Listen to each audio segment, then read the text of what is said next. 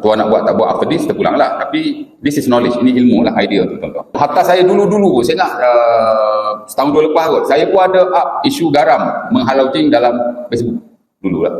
Pasal ada timbul isu garam ni. Walau bagaimanapun, kalau tuan-tuan tengok dalam market dan pasaran kita, hal garam ni, adakah ia boleh mengubati penyakit-penyakit misteri? Atau in spesifik ia boleh halau makhluk-makhluk halus seperti jin, iblis, syaitan dan seumpamanya? Ulama ada dua pendapat. Pertama ialah yang tidak membolehkan sama sekali. Pasal apa tak boleh tuan? Pertama ialah lam yasbut fihi syai' la fil kitabi wala fi sunnati wala fi amali salafis salih. Itu nombor satu. Kerana tidak ada dalam Quran. Tak sabit ni maksud tidak ada dalam Quran. Tuan buka Quran, ada banyak ayat Allah Taala cerita tentang syaitan. Ada banyak ayat Allah Taala cerita tentang makhluk halus seperti jin. Ya, bahkan ada surah Al-Jin.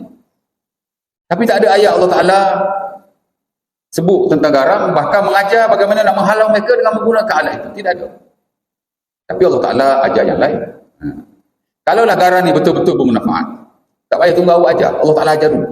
Pasal zaman Nabi, ada jin, ada makhluk halus. Zaman Nabi pun ada garam.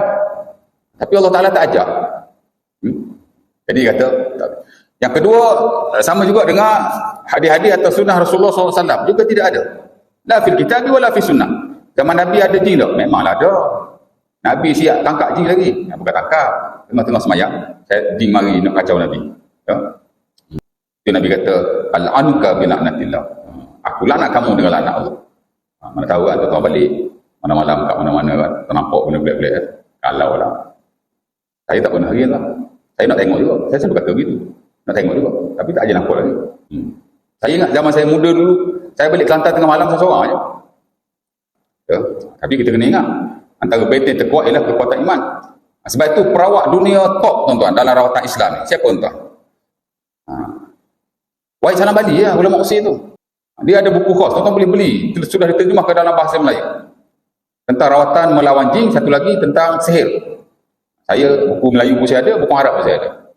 Ya. Okay, top lah Wahid Salam Bali ni. Boleh kata ustaz-ustaz buat rawatan ni semua kenal beliau.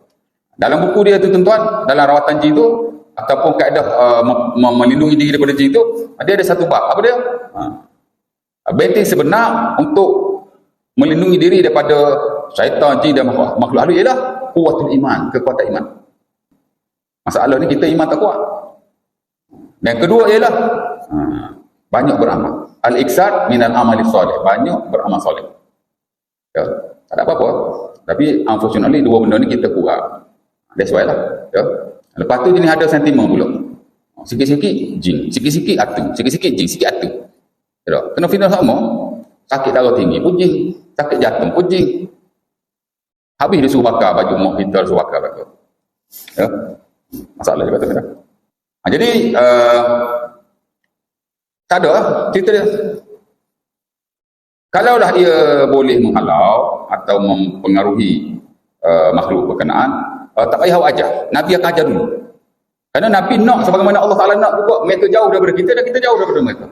Which is not. Allah Ta'ala tak ajar, Nabi tak ajar. Ada yang ketiga, of course lah salafus soleh.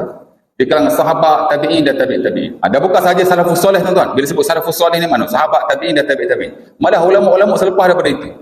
Tuan-tuan buka buku Imam Nawawi. Ada banyaklah market. Ya? Ada tak dia sebut benda? Tak ada. Ibu buku Imam Ghazali. Imam Ghazali karang tentang kerohanian. Dalam ayat Ulumuddin pun dihurai dalam bab ghaibiyah, perkara ghaib. Tak ada. Dia sebenarnya benda ni benda baru. Yang garang-garang ni dia benda baru. Dulu tak ada. Tak timbul lah. Lalu ni jadi timbul. Sebab tu ada dua pendapat ulama di situ. Ya. Jadi dia kata, tak boleh. Tak ada. Quran tak ada. Hadis Nabi atau sunnah bagi dia pun tidak ada. Salafus soleh pun tidak ada. Dan tidak di sisi a'immatil mujtahidin. Ulama-ulama yang mujtahid. Memanglah Imam Syafi'i tak faham apa macam ni. Tapi takkan tak ada sebut langsung kot. Contoh. Dan memang kita tahu tidak ada sama sekali. Baik.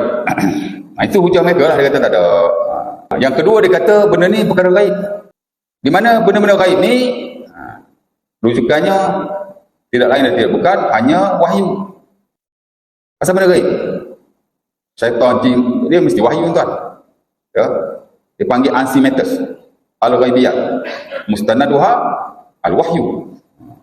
They must be based on revelation.